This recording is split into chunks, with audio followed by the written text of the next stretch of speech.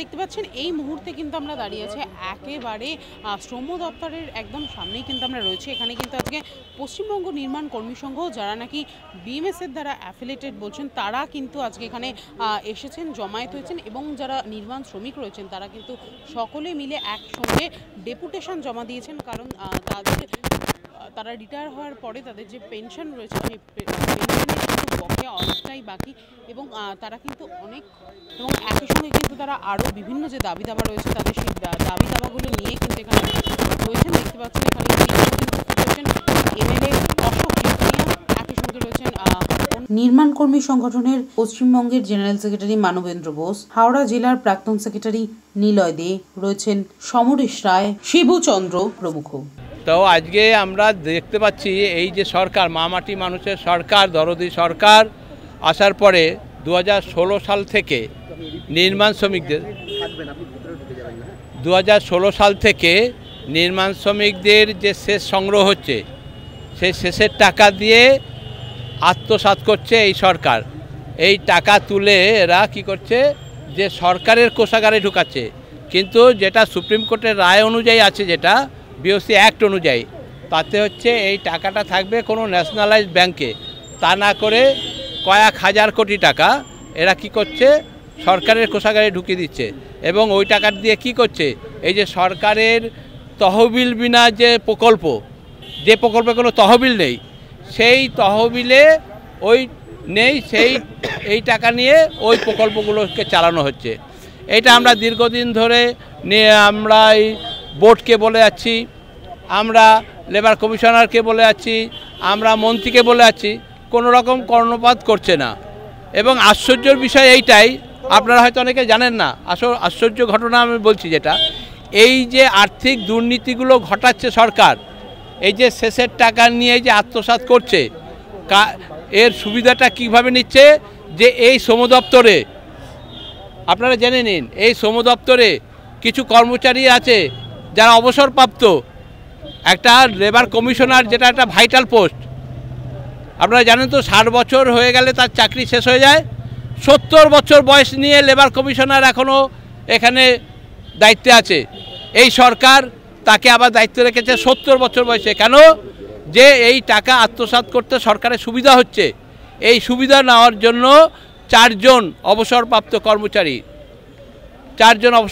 কর্মচারী যাদেরকে এই দপ্তরে রেখে এই শেষের টাকাগুলোকে সরাচ্ছে, দিনের পর দিন সরাচ্ছে। এবং এপ্রিল 2022-এ ক্যাগ রিপোর্টে সেখানে অবজেকশন করেছে, আনঅথরাইজ এক্সপেন্স 25টা প্রকল্পে 9 কোটি টাকা আনঅথরাইজ এক্সপেন্স। ক্যাগ রিপোর্ট বলছে এপ্রিল 2022-এ সেখানে বলছে। তো সেই টাকা এইভাবে দিনের পর দিন আত্মসাৎ করছে। অথচ এই নির্মাণ শ্রমিক তালার পর তালা বিল্ডিং করছে ঝুঁকি নিয়ে, তারা পড়ে গিয়ে মারা যাচ্ছে, কোনো ক্ষতিপূরণ পাচ্ছে না, তাদের বই ঋণ হচ্ছে না। আবার কি করছে, এদের টাকা নিয়ে সামাজিক সুরক্ষা নাম দিয়েছে কি, বিনামূল্যে সামাজিক সুরক্ষা যোজনা। তাহলে সেই বেনিফিটটার টাকা কোথায় থেকে আসছে? আপনারা জানেন হয়তো কিছুদিন আগে রেল দুর্ঘটনা উড়িষ্যায়, যেটা রেল দপ্তর তাদেরকে ক্ষতিপূরণ দিয়েছে, সেই টাকাও এই শেষের টাকা দিয়ে। আবার এই যে 100 দিনের টাকা এই যে দিচ্ছে, আপনারা শুনে রাখুন, এই 100 দিনের টাকা এই যে বলছে যে আমি দিচ্ছি, কোথা থেকে দিচ্ছে? পকেট থেকে দিচ্ছে। এইখানে শেষের টাকা চুরি করে 100 দিনের টাকা দিচ্ছে, আমি হলফ করে বলতে পারি। কিন্তু আমাদের কোনো আরটিআইয়ের তথ্য এরা দিচ্ছে না, ঠিক আছে? তো দিনের পর দিন এইভাবে শেষের টাকা আত্মসাৎ করছে সরকার। তাই আজকে আমরা নির্মাণ শ্রমিকদের নিয়ে, বঞ্চিত নির্মাণ শ্রমিকদের নিয়ে আজকে এখানে এসেছি। আজকে শ্রমমন্ত্রীও নেই, শ্রম কমিশনার নেই, ওনাদের কাছ থেকে তারিখ নিয়ে কিন্তু আজকে আমরা এসেছি। তো এইভাবে নির্মাণ শ্রমিকদের টাকা আত্মসাৎ করা হচ্ছে। এদিকে দেখাচ্ছে যে আমরা কত প্রকল্প দিচ্ছি সাধারণ মানুষের জন্য, কিন্তু সাধারণ মানুষের প্রকল্পের টাকা এইভাবে মেরে খাচ্ছে। তাই আমরা এর আগে 8ই জুন আমাদের যিনি অশোক কীর্তনিয়া এমএলএ, ওনার নেতৃত্বে আমরা কোনো সংগঠনের আন্ডারে আছেন, কোনো বিএমএস ভারতীয় মজদুর সংঘ, তার অন্তর্ভুক্ত পশ্চিমবঙ্গ নির্মাণ কর্মী সংঘ এবং আমাদের যে বিজেপির ট্রেড ইউনিয়ন রিলেশন সেল, এটা আমরা একসঙ্গেই কাজ করছি।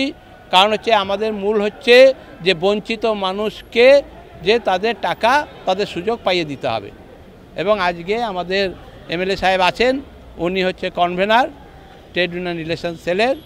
আজকে মাননীয় মুখ্যমন্ত্রী যে বার্তা দিয়েছিলেন মামাটি মানুষের সরকার, সেই মামাটি মানুষের সরকারের জায়গায় দাঁড়িয়ে দেখা যাচ্ছে যে সমস্ত নির্মাণ শ্রমিক আছে যাদের ন্যায্য টাকা, হকের টাকা, সেচের টাকা 1996 সালে কেন্দ্রীয় সরকার আইন চালু করেছিলেন, সেই আইনের বলেই পশ্চিমবঙ্গ সরকারই আবার 2010 সালে নির্মাণ শ্রমিকদের যে সেচের টাকাটা আদায় করে সেই সেচের টাকার মাধ্যমে যেসব নির্মাণ শ্রমিক আছে তার পরিবারে যদি একটা নির্মাণ শ্রমিক আহত হন, অসুস্থ হন, মারা যান, কোনো কারণে কাজ করতে হলে তাদের ক্ষতিপূরণ দেওয়ার কথা ছিল। কিন্তু বাস্তবে দেখা যাচ্ছে নির্মাণ শ্রমিকদের কয়েক হাজার কোটি টাকা মানে সেচের টাকা মাননীয় মুখ্যমন্ত্রী অন্য খাতে ব্যবহার করছে।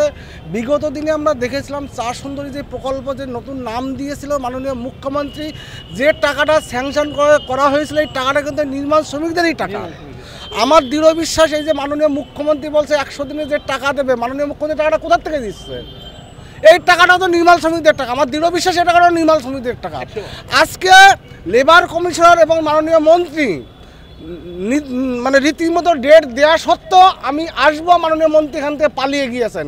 কারণ মাননীয় মন্ত্রী উত্তর দেওয়ার কোনো জায়গা নাই। কারণ মাননীয় মুখ্যমন্ত্রী একটাই পদ, তৃণমূলের যে গভর্নমেন্ট আছে একটা মাত্র পোস্ট আর সব ল্যাম্প পোস্ট। কারণ মাননীয় মুখ্যমন্ত্রীকে শ্রমমন্ত্রীকে যখনই আমি প্রশ্ন করতাম যে মন্ত্রী সাহেব এই টাকাটা কেন যাচ্ছে, আমজনতার টাকা, গরিব মানুষের টাকা, নির্মাণ শ্রমিকদের টাকা কেন নয়ছাই হচ্ছে, আপনি আমাকে উত্তর দেন। সেই উত্তর দেব না, সেই ভয়তে এখান থেকে পালিয়ে গেছেন। আমরা কয়েকবার আরটিআই করেছি, কয়েকবার আমাদেরকে উত্তর দেওয়া হচ্ছে না। ক্যাগ রিপোর্টেও দেখা গিয়েছে এখানকার ফল ধরা পড়েছে, কিন্তু মাননীয় মুখ্যমন্ত্রী সেটা জনসমক্ষে প্রকাশ করছে না। আমি আপনাদের মাধ্যমে অন ক্যামেরাই বলে যাচ্ছি, আপনারা দেখে নেবেন যে 100 দিনের যে টাকাটা দেওয়ার নাম করছে টাকাটা কোথা থেকে আসছে। 100 দিনের গভর্নমেন্টে তো রেডি কোনো ফান্ড নেই। 100 দিনের যে টাকাটা আজকে বড় কথা, ভোটের একটা প্রচার নাম সর্বোচ্চ প্রচার করার চেষ্টা করছে। 100 দিনের টাকা আমাদের অর্ধেক লোকে কোথাকার টাকা? আমরা যদি দেখি এই টাকাটা নির্মাণ শ্রমিকদের টাকা, যে টাকাটা থাকা উচিত ছিল যে কোনো ন্যাশনালিস্ট ব্যাংকে, এবং সেই ব্যাংকের যে সুদ পেত সে নির্মাণ শ্রমিকদের পরিবারের উন্নয়ন কল্পে ছেলেমেয়েদের পড়াশোনার জন্য এই টাকাটা ব্যয় করার কথা। কিন্তু বাস্তবে দেখা যাচ্ছে টোটাল টাকাটাই মাননীয় মুখ্যমন্ত্রী একটা মানে চক্রান্ত করে নির্মাণ শ্রমিকদের সাথে চক্রান্ত করে সেই টাকাটা অন্য খাতে ব্যবহার করা হচ্ছে। আমরা বৃহত্তর আন্দোলনে যাব সারা পশ্চিমবঙ্গতে। আজকে তখন আমরা লিমিটেড লোক এসেছি এখানে, বৃহত্তর আন্দোলনে জোগাড় করবো আমরা। কারণ আমরা চাই মজদুর যারা মানুষ আছে তাদের পাশে থাকতে, তাদের ন্যায্য অধিকার ফিরিয়ে দিতে। একটাই বক্তব্য।